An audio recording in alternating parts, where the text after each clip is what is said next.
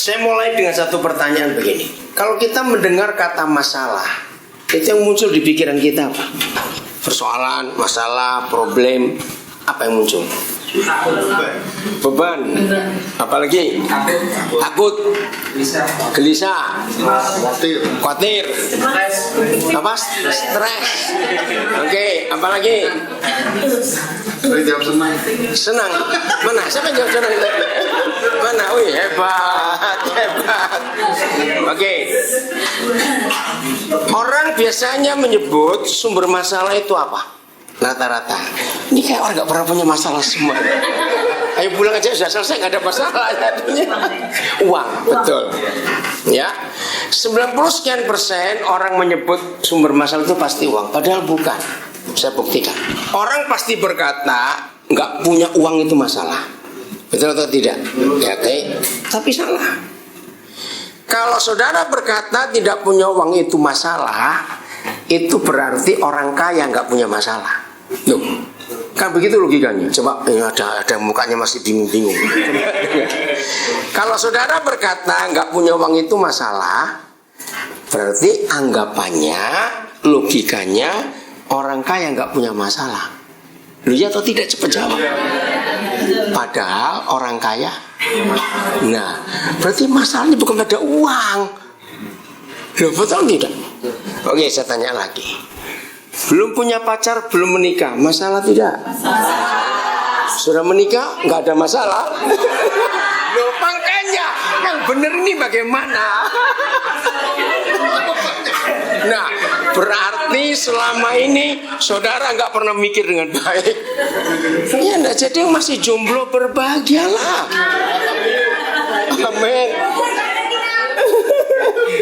Loh, kenapa? Karena yang sudah menikah itu masalahnya banyak. Betul atau tidak? Nah, ya sudah. Terus mau apa kalau kita hidup ini mau apa? Maka itu begini. Masalah itu ternyata bukan pada uang, bukan pada menikah atau tidak, bukan karena ini karena itu, tidak. Ternyata masalah itu ada di masa lalu. Pernah mikir nggak itu? Apa saja yang di masa lalu kita nggak mau tinggalkan, itu jadi masalah dalam hidup. Pernah ngerti nggak? Coba renungkan. Orang susah tidur. Kalau ditanya masalahnya apa, nggak tahu. Pokoknya nggak bisa tidur. Kalau mau diteliti dengan baik, ternyata masalahnya adalah memorinya terlalu penuh, menyimpan semua kejadian di masa lalu. Bukti, orang yang pernah patah hati disakiti pacar, mudah atau sulit mau cari pacar? Sulit karena trauma, karena takut. Oh, disakiti lagi bagaimana? Berarti masalahnya pada masa lalunya. Maaf, kalau ada anak-anak melihat orang tuanya dari sejak dia masih kecil sampai dia besar, saya pakai kalimat ini, melihat orang tua yang rajin bertengkar, muncul nggak anak ini takut menikah? Wajar bukan? Ya. Karena jangan-jangan seperti papa mamaku nanti. Nah, orang yang pernah melamar pekerjaan sudah siap secara hitungan, secara persyaratan semuanya sudah. Ternyata ditolak. Biasanya orang itu akan takut kalau dia melamar kerjaan lagi. Karena yang lalu sudah siap semua, sudah betul persyaratannya, nggak ada yang salah, ditolak. Jadi takut. Suami istri yang sudah menikah pasti setuju kalau saya katakan kalimat ini. Suami istri yang jadi masalah ketika masing-masing mereka berkata, aku ingat yang dulu loh, aku ingat yang dulu. Jadi masalah nggak kalau suami istri suka ngomong yang dulu, yang dulu? Iya toh? Apalagi kalau ingat gini, aku ingat loh, mamamu pernah ngomong apa itu? Itu ngomongin siapa itu? Ayo suami istri. Kalau yang satu ngomong pada yang satu, aku ingat loh, mamamu dulu pernah ngomong apa itu? Ngomongin siapa? Mertua. Ngomongin mertuanya. Nah, yang jadi anak sakit hati dong. Apalagi kalau mamanya sudah lama meninggal.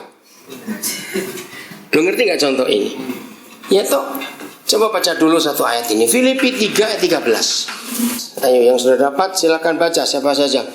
Saudara-saudara, ya. Aku sendiri tidak menganggap bahwa aku telah menangkap. Nah, lihat ini, Paulus saja berkata, saudara-saudara, aku sendiri nggak menganggap aku telah menangkapnya. Artinya aku telah mencapai apa di depanku. Aku nggak nganggap gitu. Terus? Tetapi ini yang Nah, pelan-pelan. Tetapi ini yang kulakukan. Kalau seorang Paulus adalah hamba Tuhan yang luar biasa, Tuhan pakai dia. Oh, saudara, kalau kita belajar tentang hidup Paulus itu kagum sekali loh. Dia pernah jumpa Tuhan Yesus nggak? Langsung saya pertanyaan saya. Pernah nggak? Nggak pernah. Ya. Petrus yang full menjadi murid Tuhan Yesus. Tapi faktanya Paulus yang nggak pernah jumpa Tuhan Yesus secara manusia, ya, dia menulis 14 kitab di Perjanjian Baru. Jadi dari kitab Roma sampai Ibrani, coba hitung itu 14 jumlah. Itu tulisan Paulus. Padahal Perjanjian Baru hanya 27 kitab. Berarti Paulus menulis 50%-nya lebih. Itu luar biasa. Petrus yang selalu bareng dengan Tuhan Yesus cuma nulis 2 kitab, 1 dan 2 Petrus. Dan waktu saya mempelajari kitab-kitab Paulus, kagum sekali.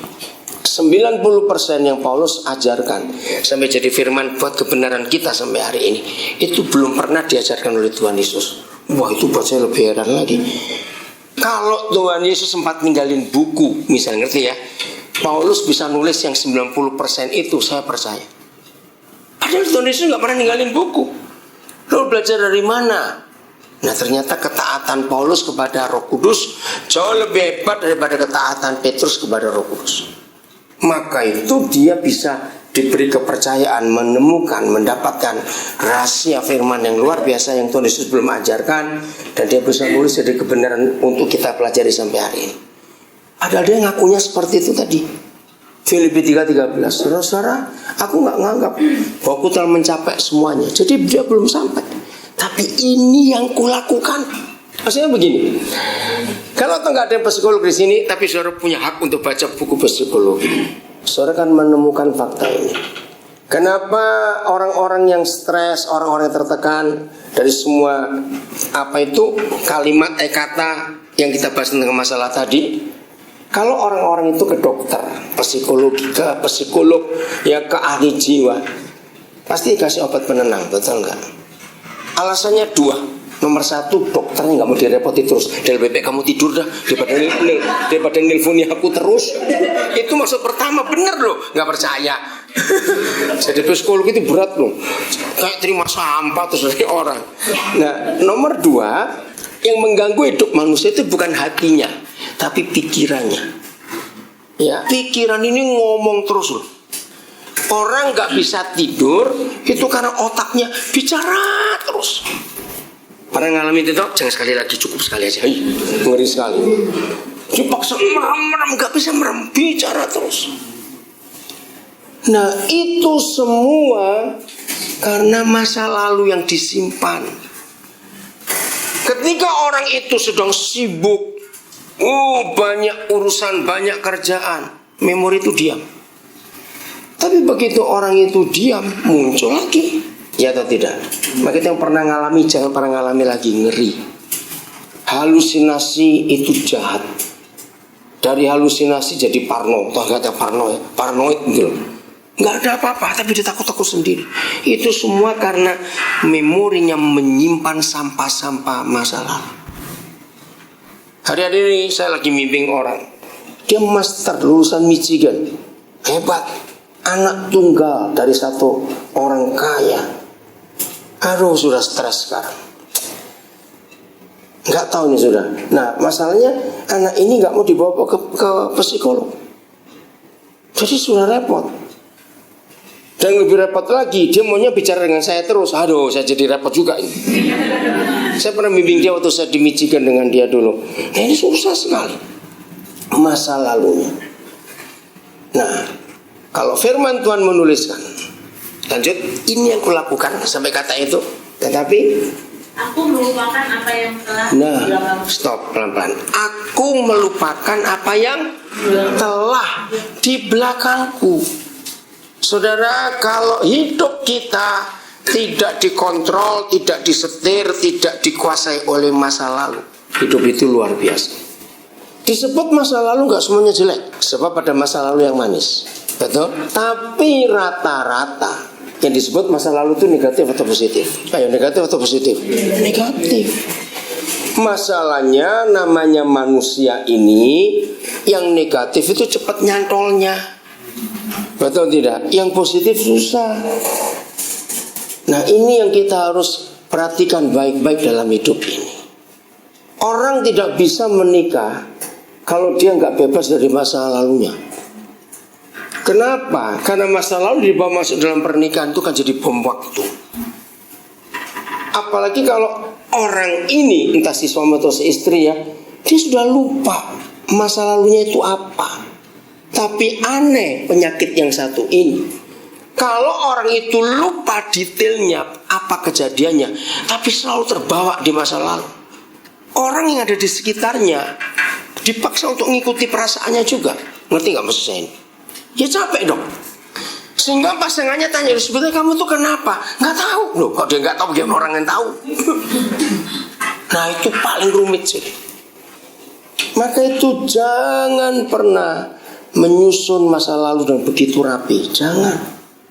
Maka berbahagialah saudara yang suka lupa kalau begini nih. Berbahagialah saudara kalau suka lupa. Nah, tapi ini loh kurang ajarnya orang. Lupa banyak hal. Tapi kalau orang utang dia nggak lupa-lupa. Tapi kalau dia utang orang dia lupa. Nah, ini dapat lagi sudah.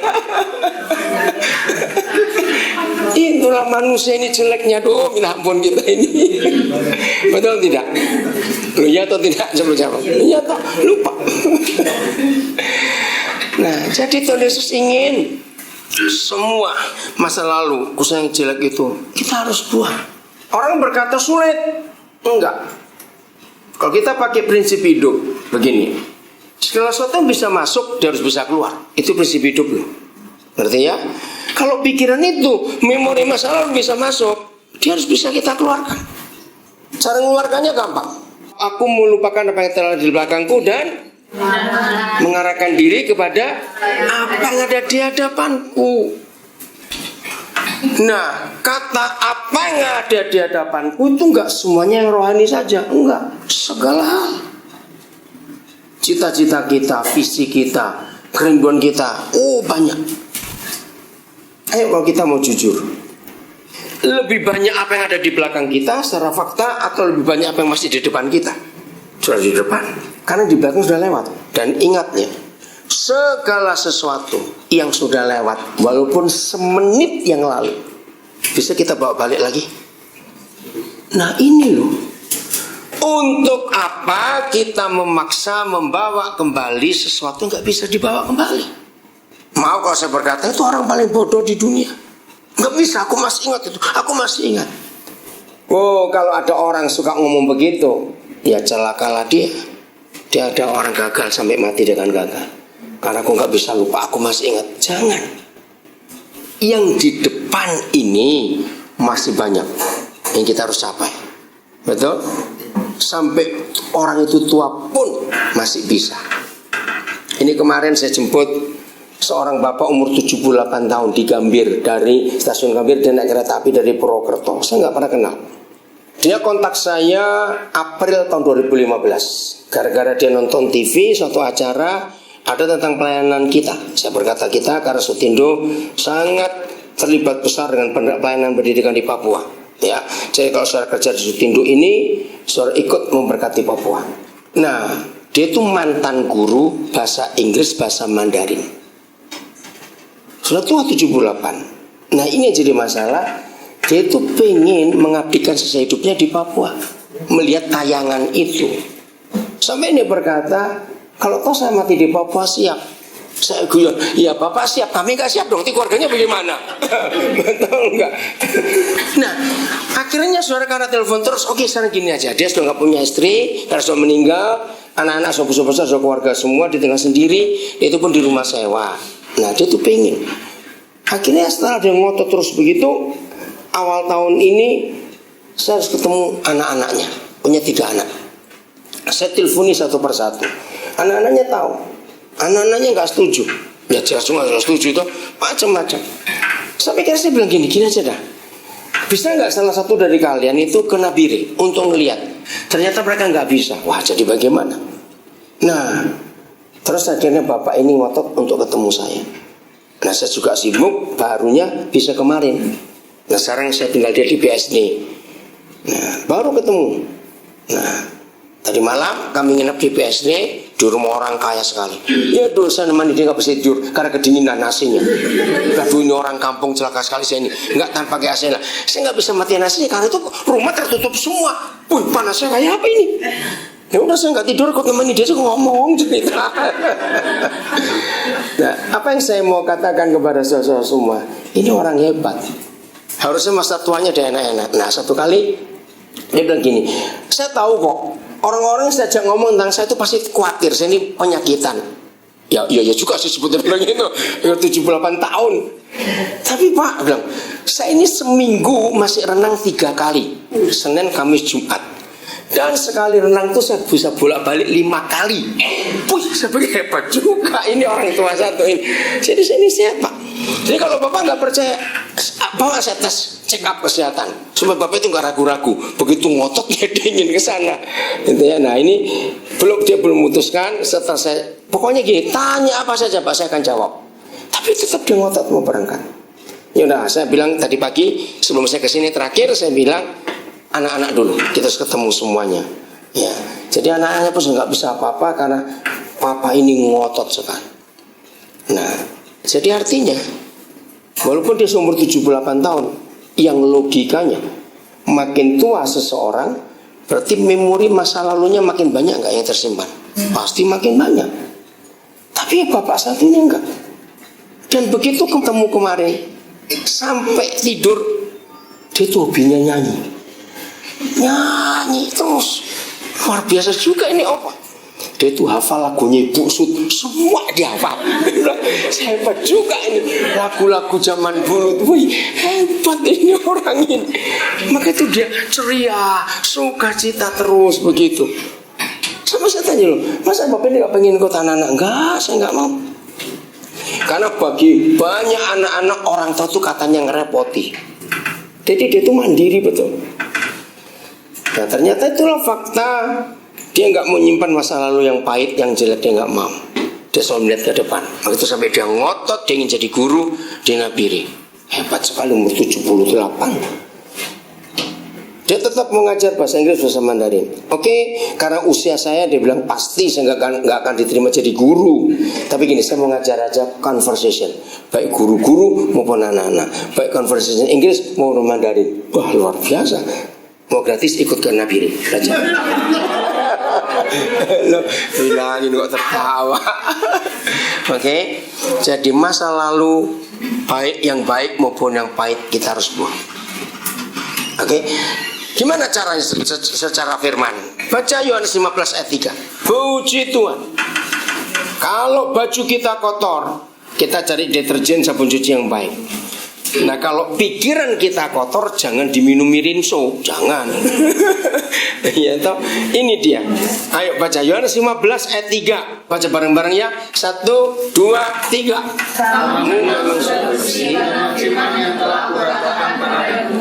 Bersih.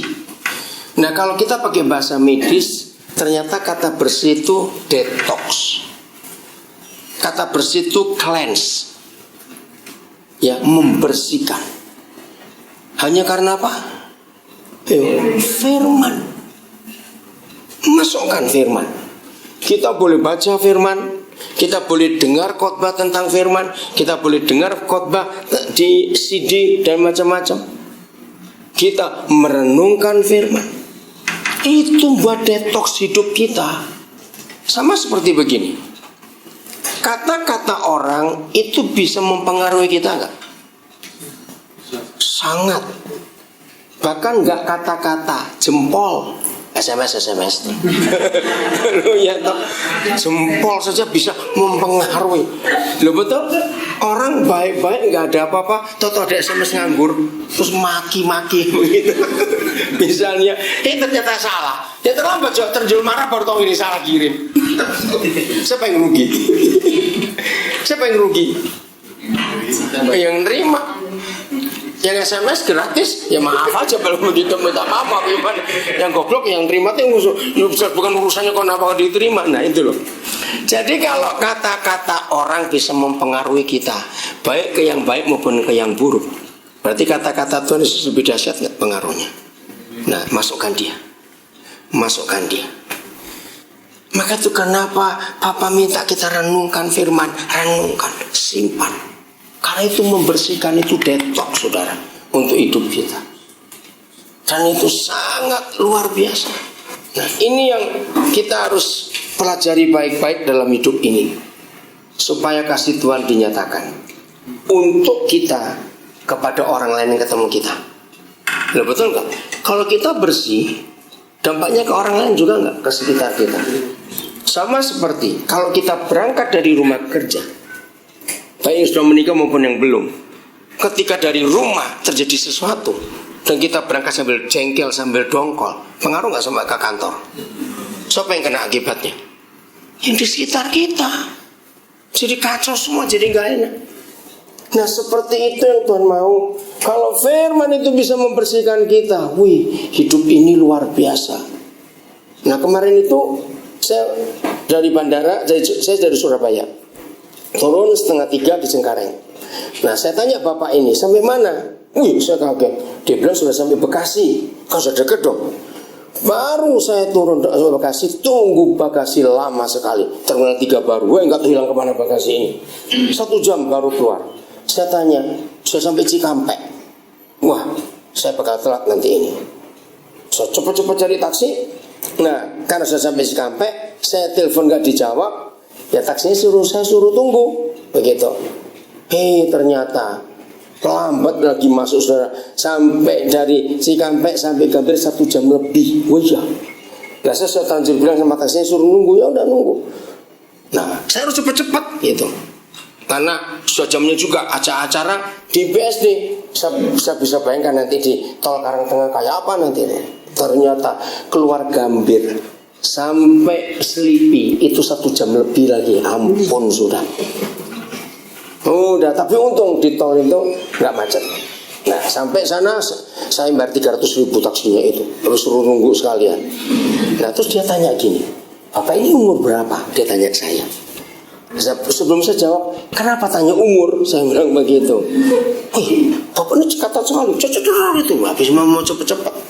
Saya sebut umur saya 60. Wih, dia nggak percaya juga. Loh kenapa nggak percaya? Nah saya cerita soal rahasia firman ini. Kalau pikiran kita tuh jernih, pikiran kita tenang, hidup itu enaknya luar biasa. Betul?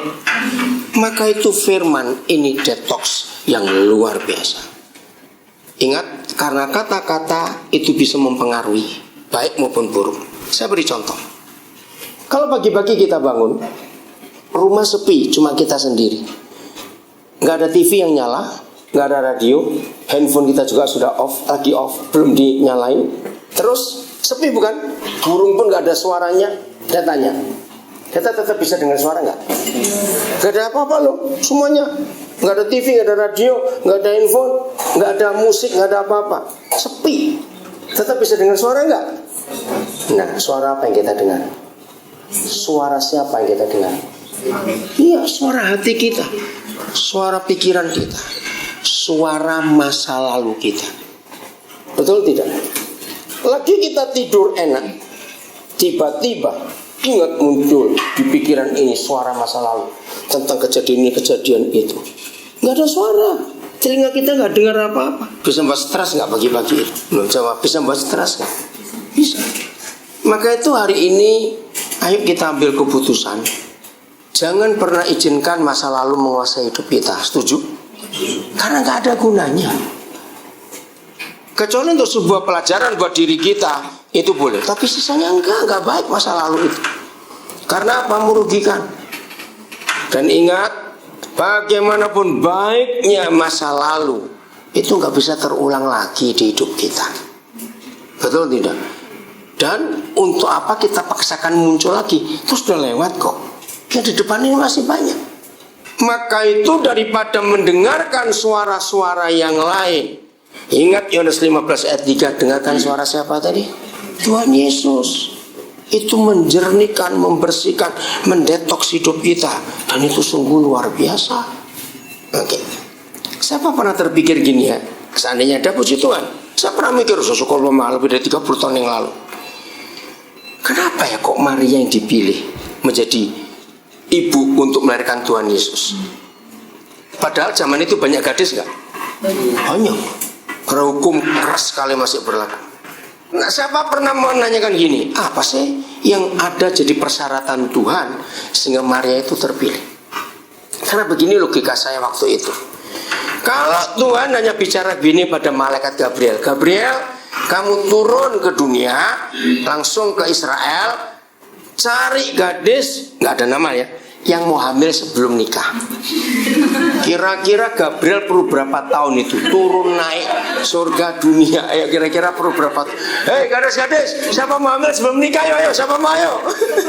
Kira-kira perlu lama atau sebentar waktunya? Lama. Seharian keliling nggak ada yang mau dong. Ya.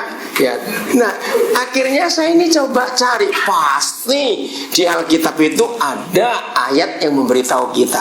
Pasti Papa punya alasan. Betul toh? Pasti ada kriteria yang surga sudah. Oh, ini orang luar biasa. Nah, saya mau cari tahu ayatnya itu di mana. Ternyata ada. Coba buka Lukas 2:19. Woi, saya kagum sekali. Ternyata ada.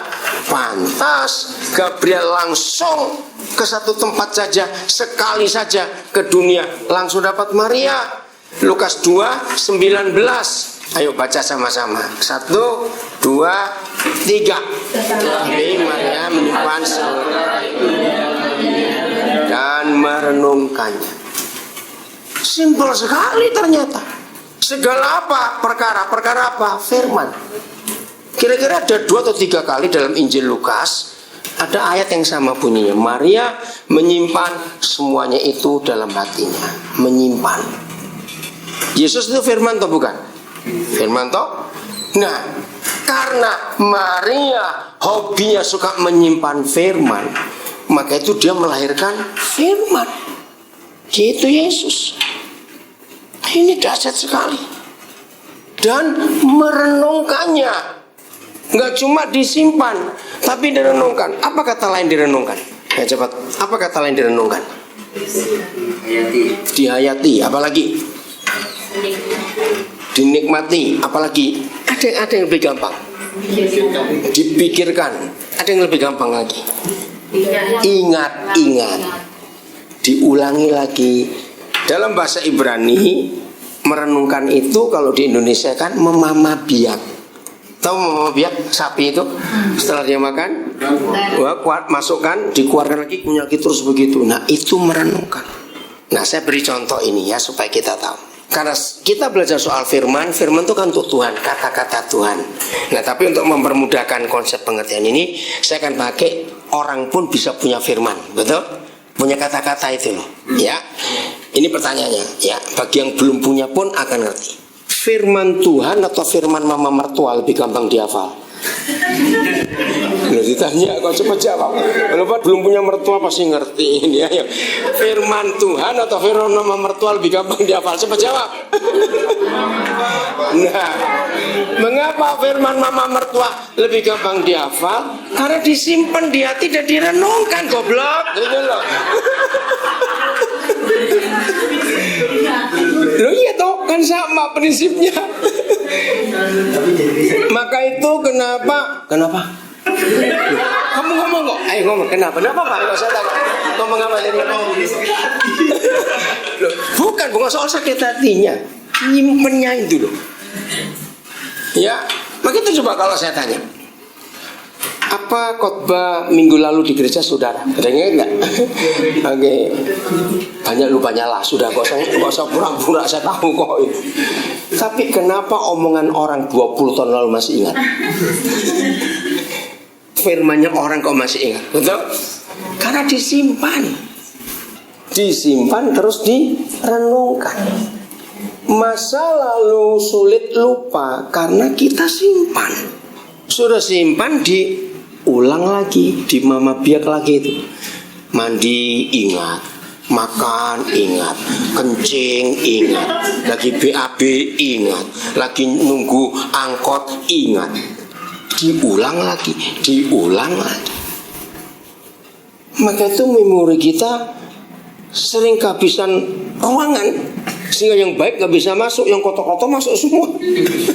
Karena kita pakai yang salah. Sungguh rugi menyimpan masa lalu. Hidup itu jadi beratnya luar biasa. Ayo mulai hari ini kita menyadari betul-betul bagaimana supaya kita bisa melangkah maju untuk menyelesaikan pekerjaan Tuhan ini yang Tuhan percayakan buat kita masing-masing. Jadi apa yang kita simpan, apa yang kita renungkan, itu akan terus terulang dalam hidup kita. Dan kita rugi kalau kita menyimpan yang salah.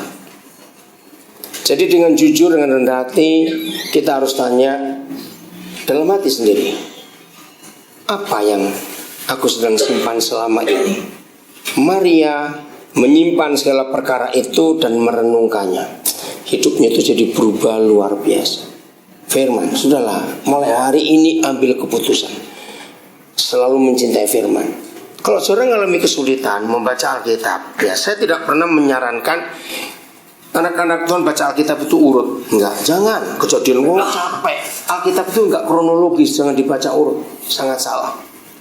Bahkan ada beberapa pendeta yang saya enggak setuju kalau mengajak gini. Tanya, kamu seberapa kali baca Alkitab Pak sampai habis? Salah. Bukan itu yang penting. Yang penting adalah berapa banyak dari firman itu yang jadi hidupmu. Bukan cuma dibaca, betul tidak? Ada orang bisa baca, hari ini 14 pasal. Bukan jumlah pasalnya. Seperti orang kalau ngomong bisa mempengaruhi kita, apakah firman itu bisa mempengaruhi kita atau tidak? Itu yang penting. Maka yang paling gampang kalau baca Alkitab, saya belajar dari Billy Graham, dia hebat sekali. Baca Amsal dan kitab Mazmur tiap hari, itu paling mudah. Mazmur itu 150 pasal. Kalau tiap hari kita baca 5 pasal, berarti 1 bulan habis. Amsal itu 31 pasal. Kalau kita baca urut tanggal, hari tanggal berapa nih? 20 baca Amsal 20, maka sampai tanggal 31 habis. Bulan depan tanggal 1 ulangi lagi Mazmur 1 sampai 5, Amsal 1.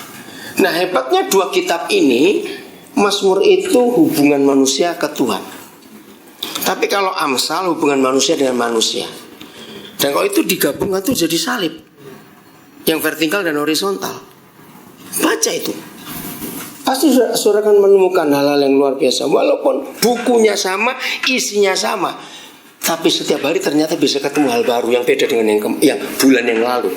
Dan itu betul, Yesus sudah mengalami itu luar biasa. Nah itu salah satu cara untuk mendetoks, salah satu cara untuk membersihkan, untuk membuat hidup ini jadi segar. Selalu ada hal baru, karena firman itu menyijikkan. Maaf saya beri ilustrasi. Mungkin tidak ada yang pernah mengalami, tapi saya pernah punya teman yang punya pengalaman. Di sebuah daerah, kampung kecil begitu ya, di Surabaya, motor aja gak bisa masuk. Ini ternyata ada satu pendatang baru. Nah pindah ke salah satu rumah yang sudah kosong. Biasanya kalau ada orang baru begitu, maka yang baru mengenal diri, bukan? Ternyata keluarga ini enggak, kok aneh sekali. Sampai berapa lama nggak ada yang tahu. Waktu itu sesama tetangga sudah lama saling tanya, kenal nggak, nggak ada yang kenal. Nah misalnya saudara pas yang paling dekat samping rumah orang yang baru pindah, lebih ingin tahu bukan? Kenapa ini? Siapa ini orang? Dari mana? Kerjanya apa? Nggak ada kesempatan. Sepertinya mereka ini nutup diri. Suatu pagi tanpa sengaja saudara keluar dari rumah, orang ini keluar juga. Apa reaksi saudara melihat itu? Bahasa tubuh kita bagaimana biasanya? Ya mau nyapa dong ya. Gitu loh. Akhirnya nyapa. Selamat pagi. Jawabannya babi kamu gitu. Nah, dengarkan ini kata. Kalimat ini berapa huruf? Coba dihitung. Kalimat ini berapa huruf? Babi kamu itu berapa huruf? 8. Sekarang masalahnya tergantung tetangga yang satu ini suku apa, ngerti maksud saya? Ini 8 huruf ini bisa mempengaruhi besar kan? Lalu saya tanya, bisa nggak? Bisa sampai urusan polisi nggak? Ngerti maksudnya? Ngerti ilustrasi ini? Nah, bayangkan cuma sekali ngomong, sekali berfirman, hanya 8 huruf. Itu merubah hidup total. Ngerti maksudnya? Nah, kalau kita dengar khotbah itu berapa ribu huruf, kok nggak gerak-gerak, diem aja. Padahal nggak tuli loh, padahal nggak tuli. Ngerti nggak ilustrasi ini? Jadi ada yang salah gitu. Maka itu kembali lagi saya katakan, kita harus jadi orang yang berhikmat dan jadi orang yang dewasa.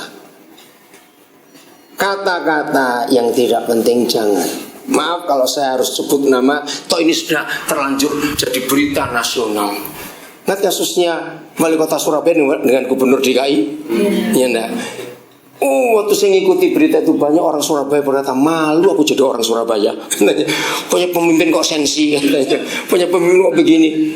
Iya enggak? Karena kan Wali Kota Surabaya enggak dengar langsung. Itu kan memang gayanya apa itu berita. Nah, itu salah satu contoh. Kata-kata itu bisa mempengaruhi orang. Tergantung bagaimana reaksi kita untuk menerima. Banyak nggak orang hidup karena kata orang? Itu orang goblok, itu aja sudah. Ya, jadi kalau misalnya saudara mau menikah dan nggak pakai pesta, jangan bilang nanti orang ngomong apa, goblok itu. Nah, saya ajari supaya nggak goblok lagi. Kalau saudara mau menikah nggak mau pesta, tapi ada orang yang ngomong gitu, ngomong gini, ya udah kamu aja yang pesta, aku yang datang, kamu yang minta. Yang minta pesta siapa? Ayo, yang minta pesta siapa? Kan dia. Ya kan dia, suruh dia dong. Mana aja. Lo gampang nggak hidup kayak gitu tuh? Lo coba jawab, gampang nggak hidup kayak begitu? Gampang. Kok orang ngomong diperhatiin? Kita nggak hidup dari mereka kok. Betul? Nah, seharusnya saudara dan saya harus tegas berkata, apa kata Tuhan untuk hidupku? Amin. Apa kata Tuhan untuk hidupku? Itu jauh lebih penting. Karena itu menghidupi kita. Mau berubah mulai hari ini? Oke, bagian terakhir. Yang namanya hidup itu berjalan maju atau berjalan mundur? Ya pasti kalau mundur undur-undur gitu aja namanya. Nah, tapi menurut saudara banyak atau sedikit orang hidup berjalan mundur? Banyak. Mudah-mudahan nggak ada di sini. Kenapa orang hidup bisa jalan mundur? Ya tadi ini kita bahas karena masa lalunya selalu dibawa ke hari ini. Bayangkan orang yang punya hidup dengan masa lalu, kata-katanya banyak berkata ini, seandainya tahun 84 pacarku nggak mati kecelakaan, aku sudah punya cucu sekarang. Maksudmu? Ngapain itu diomongin, itu ngapain? Berarti orang itu mundur berapa tahun? Ini 2016 itu tahun 84. Berapa tahun mundurnya? 32 tahun. Berarti orang itu nggak eksis di hari ini. Menakutkan dong kalau dia nggak eksis di hari ini. Jadi jangan tinggalkan ruangan ini sebelum kita mau bertobat. Minta darah Yesus menyucikan kita, amin. Terus semua hal masalah jahat sudahlah, buang, nggak ada gunanya, sudah lewat. Ngapa? Belajar seperti Paulus, ya. Kalau saya beri ilustrasi lagi begini, kalau toh ada orang dikejar anjing, yang betul dia noleh ke anjingnya atau noleh ke depan? Yang betul yang mana? Cepat jawab. Ayo. Iya. Kalau noleh ke anjingnya?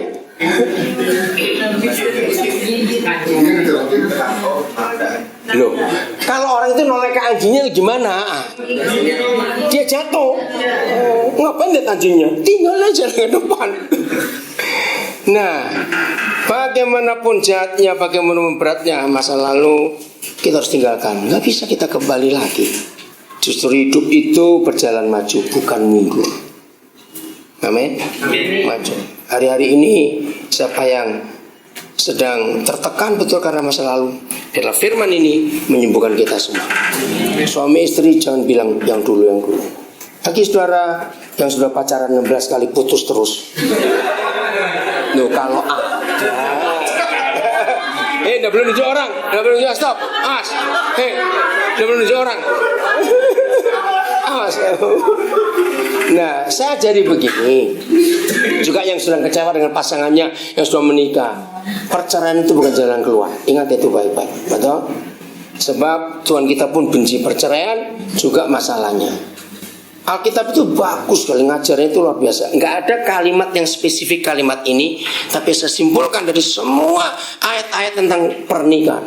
Ternyata papa kita berkata gini, kalau ada orang ingin menikah dan ngotot cari yang cocok, Alkitab berkata kawinlah dengan mayat.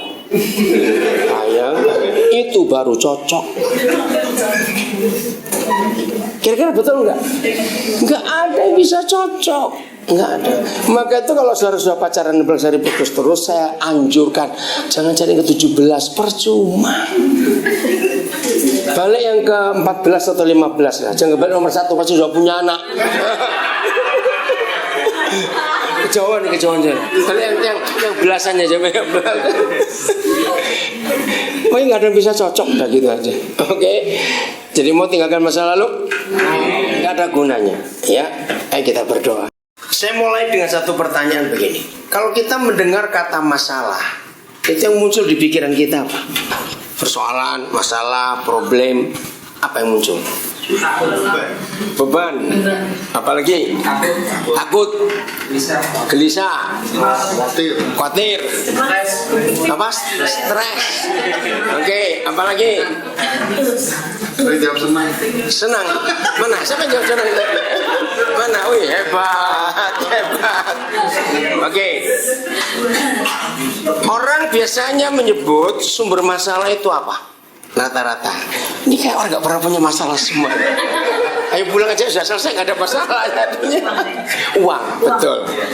Ya, 90% orang menyebut sumber masalah itu pasti uang. Padahal bukan. Saya buktikan. Orang pasti berkata gak punya uang itu masalah. Betul atau tidak? Ya, oke. Tapi salah. Kalau saudara berkata tidak punya uang itu masalah, itu berarti orang kaya nggak punya masalah. Loh, kan begitu logikanya. Coba ada mukanya masih bingung-bingung. Kalau saudara berkata nggak punya uang itu masalah, berarti anggapannya, logikanya orang kaya nggak punya masalah. Loh, ya atau tidak, cepat jawab.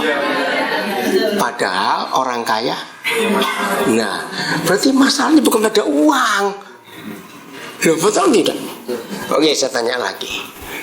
Belum punya pacar, belum menikah, masalah tidak? Sudah menikah, nggak ada masalah. Loh, makanya yang benar ini bagaimana? Nah, berarti selama ini saudara nggak pernah mikir dengan baik. Ya, enggak, jadi masih jomblo berbahagialah. Amin. Loh, kenapa? Karena yang sudah menikah itu masalahnya banyak. Betul atau tidak? Nah, ya sudah. Terus mau apa kalau kita hidup ini, mau apa? Maka itu begini. Masalah itu ternyata bukan pada uang, bukan pada menikah atau tidak, bukan karena ini karena itu, tidak. Ternyata masalah itu ada di masa lalu. Pernah mikir nggak itu? Apa saja yang di masa lalu kita nggak mau tinggalkan, itu jadi masalah dalam hidup. Pernah ngerti nggak? Coba renungkan. Orang susah tidur. Kalau ditanya masalahnya apa, nggak tahu. Pokoknya nggak bisa tidur. Kalau mau diteliti dengan baik, ternyata masalahnya adalah memorinya terlalu penuh, menyimpan semua kejadian di masa lalu. Bukti, orang yang pernah patah hati disakiti pacar, mudah atau sulit mau cari pacar? Sulit karena trauma, karena takut. Oh, disakiti lagi bagaimana? Berarti masalahnya pada masa lalunya. Maaf, kalau ada anak-anak melihat orang tuanya dari sejak dia masih kecil sampai dia besar, saya pakai kalimat ini, melihat orang tua yang rajin bertengkar, Muncul nggak anak ini takut menikah? Wajar bukan? Iya. Karena jangan-jangan seperti papa mamaku nanti. Nah, orang yang pernah melamar pekerjaan sudah siap secara hitungan, secara persyaratan semuanya sudah. Ternyata ditolak. Biasanya orang itu akan takut kalau dia melamar kerjaan lagi. Karena yang lalu sudah siap semua, sudah betul persyaratannya, nggak ada yang salah, ditolak. Jadi takut. Suami istri yang sudah menikah pasti setuju kalau saya katakan kalimat ini. Suami istri yang jadi masalah ketika masing-masing mereka berkata, aku ingat yang dulu loh, aku ingat yang dulu. Jadi masalah nggak kalau suami istri suka ngomong yang dulu, yang dulu. Iya toh. Apalagi kalau ingat gini, aku ingat loh, mamamu pernah ngomong apa itu? Itu ngomongin siapa itu? Ayo suami istri. Kalau yang satu ngomong pada yang satu, aku ingat loh, mamamu dulu pernah ngomong apa itu? Ngomongin siapa? Mertua. Ngomongin mertuanya. Nah, yang jadi anak sakit hati dong. Apalagi kalau mamanya sudah lama meninggal. Lo ngerti gak contoh ini? Ya toh. Coba baca dulu satu ayat ini, Filipi 3 ayat 13. Ayo yang sudah dapat silakan baca, siapa saja. Saudara-saudara, Ya. aku sendiri tidak menganggap bahwa aku telah menangkap. Nah lihat ini, Paulus saja berkata, saudara-saudara, aku sendiri nggak nganggap aku telah menangkapnya. Artinya aku telah mencapai apa di depanku. Aku nggak nganggap gitu. Terus? Tetapi ini yang kulakukan. Nah pelan-pelan. Tetapi ini yang kulakukan. Kalau seorang Paulus adalah hamba Tuhan yang luar biasa, Tuhan pakai dia. Oh saudara, kalau kita belajar tentang hidup Paulus itu kagum sekali. Dia pernah jumpa Tuhan Yesus nggak? Langsung saya pertanyaan saya. Pernah nggak? Nggak pernah. Ya. Petrus yang full menjadi murid Tuhan Yesus. Tapi faktanya Paulus yang nggak pernah jumpa Tuhan Yesus secara manusia, ya, dia menulis 14 kitab di Perjanjian Baru. Jadi dari kitab Roma sampai Ibrani, coba hitung itu 14 jumlah. Itu tulisan Paulus. Padahal Perjanjian Baru hanya 27 kitab. Berarti Paulus menulis 50%-nya lebih. Itu luar biasa. Petrus yang selalu bareng dengan Tuhan Yesus cuma nulis 2 kitab, 1 dan 2 Petrus. Dan waktu saya mempelajari kitab-kitab Paulus, kagum sekali. 90% yang Paulus ajarkan sampai jadi firman buat kebenaran kita sampai hari ini, itu belum pernah diajarkan oleh Tuhan Yesus. Wah, itu buat saya lebih heran lagi. Kalau Tuhan Yesus sempat ninggalin buku, misalnya, ngerti ya, Paulus bisa nulis yang 90% itu, saya percaya. Padahal Tuhan Yesus gak pernah ninggalin buku. Lalu belajar dari mana? Nah ternyata ketaatan Paulus kepada Roh Kudus jauh lebih hebat daripada ketaatan Petrus kepada Roh Kudus. Maka itu dia bisa diberi kepercayaan, menemukan, mendapatkan rahasia firman yang luar biasa yang Tuhan Yesus belum ajarkan, dan dia bisa nulis jadi kebenaran untuk kita pelajari sampai hari ini. Ada yang ngakunya seperti itu tadi. Filipi 3:13, saudara-saudara, aku nggak nganggap bahwa aku telah mencapai semuanya. Jadi dia belum sampai. Tapi ini yang kulakukan. Maksudnya begini, kalau nggak ada psikolog di sini, tapi saudara punya hak untuk baca buku psikologi, saudara kan menemukan fakta ini. Kenapa orang-orang yang stres, orang-orang yang tertekan dari semua kalimat kata yang kita bahas tentang masalah tadi? Kalau orang-orang itu ke dokter, psikologi, ke psikolog, ya ke ahli jiwa, pasti dikasih obat penenang, betul nggak? Alasannya 2. Nomor 1, dokternya nggak mau direpoti terus. Dari bebek kamu tidur dah daripada nelfoni aku terus. Itu maksud pertama, bener loh, nggak percaya. Jadi psikolog itu berat loh, kayak terima sampah terus dari orang. Nah nomor 2, yang mengganggu hidup manusia itu bukan hatinya, tapi pikirannya. Ya, pikiran ini ngomong terus loh. Orang nggak bisa tidur itu karena otaknya bicara terus. Pernah ngalamin itu? Jangan sekali lagi, cukup sekali aja. Ngeri sekali. Dipaksa merem, nggak bisa merem, bicara terus. Nah itu semua karena masa lalu yang disimpan. Ketika orang itu sedang sibuk, banyak urusan, banyak kerjaan, memori itu diam. Tapi begitu orang itu diam, muncul lagi. Ya atau tidak? Maka kita yang pernah ngalami jangan pernah ngalami lagi, ngeri. Halusinasi itu jahat. Dari halusinasi jadi parno. Tahu nggak ada parno ya? Parnoid gitu. Nggak ada apa-apa, tapi dia takut-takut sendiri. Itu semua karena memorinya menyimpan sampah-sampah masa lalu. Hari-hari ini saya lagi bimbing orang. Dia master lulusan Michigan, hebat, anak tunggal dari satu orang kaya. Aduh, sudah stres sekarang. Nggak tahu nih sudah. Nah, masalahnya anak ini nggak mau dibawa ke psikolog. Jadi sudah repot. Dan lebih repot lagi, dia maunya bicara dengan saya terus. Aduh, saya jadi repot juga ini.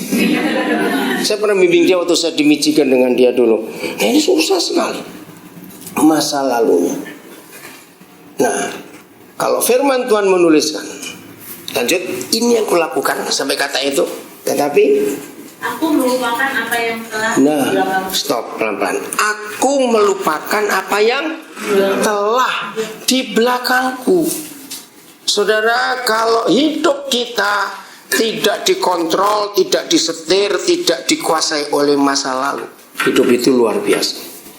Disebut masa lalu nggak semuanya jelek, sebab pada masa lalu yang manis, betul? Tapi rata-rata yang disebut masa lalu itu negatif atau positif? Ayo, negatif atau positif? Negatif. Masalahnya namanya manusia ini, yang negatif itu cepat nyantolnya, betul tidak? Yang positif susah. Nah, ini yang kita harus perhatikan baik-baik dalam hidup ini. Orang tidak bisa menikah kalau dia nggak bebas dari masa lalunya. Kenapa? Karena masa lalu dibawa masuk dalam pernikahan itu kan jadi bom waktu. Apalagi kalau orang ini, entah si suami atau si istri ya, dia sudah lupa masa lalunya itu apa. Tapi aneh penyakit yang satu ini, kalau orang itu lupa detailnya apa kejadiannya, tapi selalu terbawa di masa lalu, orang yang ada di sekitarnya dipaksa untuk mengikuti perasaannya juga. Ngerti gak maksud saya ini? Ya capek dong. Sehingga pasangannya tanya, sebetulnya kamu tuh kenapa? Gak tahu. Loh, kok dia gak tahu, bagaimana orang yang tahu? Nah, itu paling rumit sih. Maka itu jangan pernah menyusun masa lalu dan begitu rapi. Jangan. Maka berbahagialah saudara yang suka lupa kalau begini nih. Berbahagialah saudara kalau suka lupa. Nah, tapi ini loh kurang ajarnya orang. Lupa banyak hal. Tapi kalau orang utang dia nggak lupa-lupa. Tapi kalau dia utang orang dia lupa. Nah, ini repot lagi sudah. Itulah manusia ini jeleknya. Duh, minta ampun kita ini. Betul tidak? Lu ya atau tidak? Jawab. Ya atau lupa. Nah, jadi Tuhan Yesus ingin semua masa lalu, khususnya yang jelek itu kita harus buang. Orang berkata sulit. Enggak. Kalau kita pakai prinsip hidup begini, segala sesuatu yang bisa masuk dia harus bisa keluar. Itu prinsip hidup loh. Ngerti ya? Kalau pikiran itu, memori masa lalu bisa masuk, dia harus bisa kita keluarkan. Cara mengeluarkannya gampang. Aku melupakan apa yang telah di belakangku dan mengarahkan diri kepada apa yang ada di hadapanku. Nah, kata apa yang ada di hadapanku itu enggak semuanya yang rohani saja, enggak, segala hal. Cita-cita kita, visi kita, kerinduan kita, banyak. Ayo kalau kita mau jujur, lebih banyak apa yang ada di belakang kita secara fakta atau lebih banyak apa yang masih di depan kita? Sudah di depan, karena di belakang sudah lewat. Dan ingat ya, segala sesuatu yang sudah lewat, walaupun semenit yang lalu, bisa kita bawa balik lagi. Nah ini loh, untuk apa kita memaksa membawa kembali sesuatu yang gak bisa dibawa kembali? Mau kalau saya berkata itu orang paling bodoh di dunia. Gak bisa, aku masih ingat itu, aku masih ingat. Kalau ada orang suka ngomong begitu, ya celakalah dia. Dia ada orang gagal sampai mati dengan gagal. Karena aku gak bisa lupa, aku masih ingat. Jangan. Yang di depan ini masih banyak yang kita harus capai. Betul? sampai orang itu tua pun masih bisa. Ini kemarin saya jemput seorang bapak umur 78 tahun di Gambir, dari stasiun Gambir dan naik kereta api dari Purwokerto. Saya nggak pernah kenal. Dia kontak saya April tahun 2015 gara-gara dia nonton TV suatu acara ada tentang pelayanan kita. Saya berkata kita karena Sutindo sangat terlibat besar dengan pelayanan pendidikan di Papua. Ya, jadi kalau saudara kerja di Sutindo ini, saudara ikut memberkati Papua. Nah, dia itu mantan guru bahasa Inggris, bahasa Mandarin. Sudah tua 78. Nah, ini yang jadi masalah. Dia itu pengen mengabdikan sisa hidupnya di Papua, melihat tayangan itu. Sampai dia berkata, kalau toh saya mati di Papua siap. Saya guyon, ya bapak siap, kami nggak siap dong, nanti keluarganya bagaimana? Betul nggak? Nah, akhirnya saudara karena telepon terus, oke sekarang gini aja, dia sudah nggak punya istri, karena sudah meninggal, anak-anak besar sudah keluarga semua, di tengah sendiri, itu pun di rumah sewa. Nah, dia tuh pengen.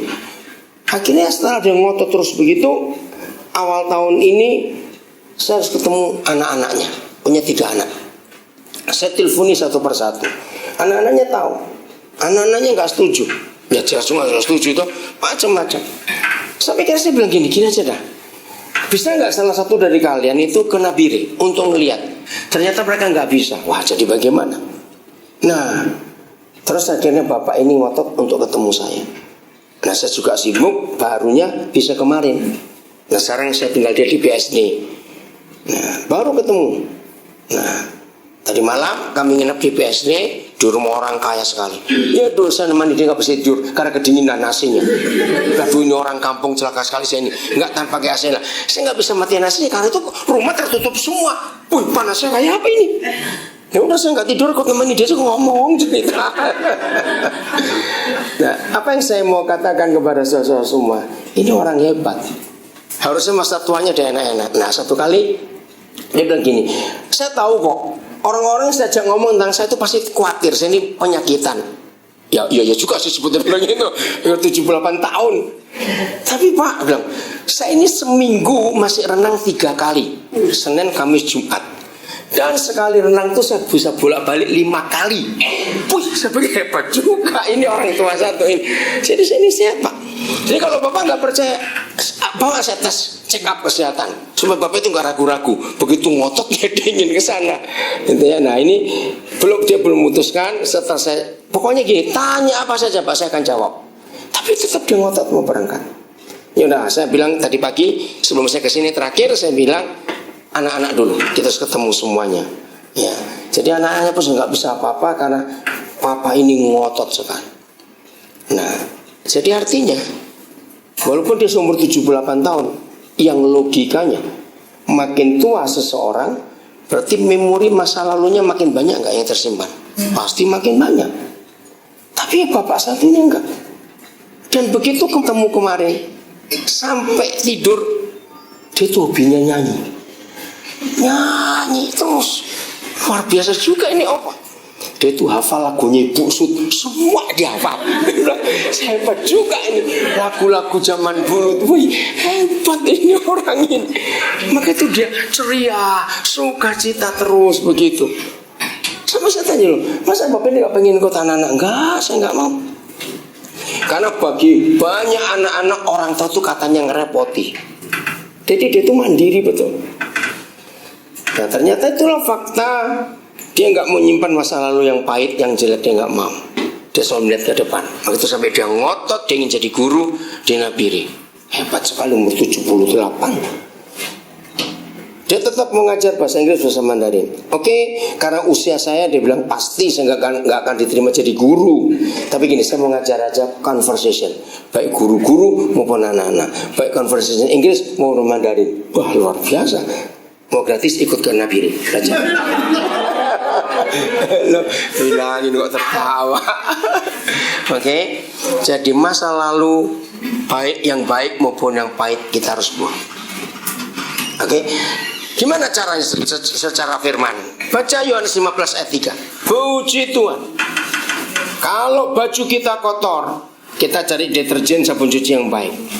Nah kalau pikiran kita kotor, jangan diminum rinso, jangan. Ya toh, ini dia. Ayo baca Yohanes 15 ayat 3. Baca bareng-bareng ya. 1, 2, 3.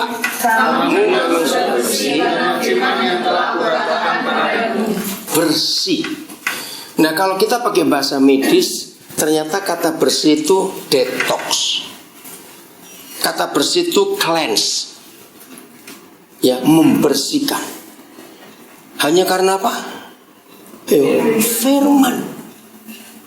Masukkan firman. Kita boleh baca firman, kita boleh dengar khotbah tentang firman, kita boleh dengar khotbah di CD dan macam-macam.